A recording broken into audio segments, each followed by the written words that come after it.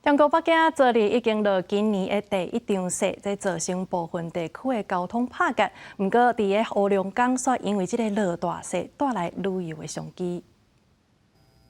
伫乌龙港有名的雪乡景区，一片白茫茫，梦幻阁浪漫。为11月开始，来遮游客已经超过20万人次。业者把握商机，划建建造哈尔滨冰雪大世界，占地81平方公尺，除了是历届以来上大，游客上爱冰的楚留龙也加长加大。今年的整个的滑道从8条增加到14条，而长度今年也达到了521米。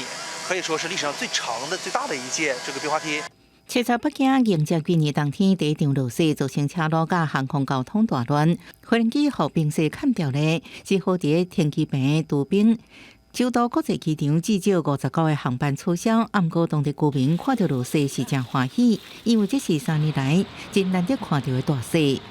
非常开心又很惊讶，因为我已经3年没有看到雪了吧？感觉空气清新。很舒服。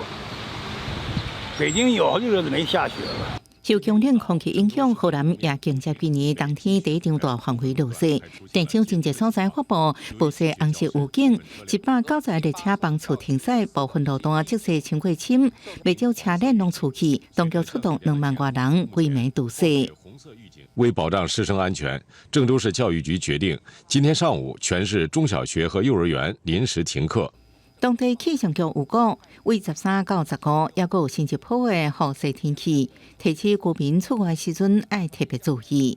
记者综合报道。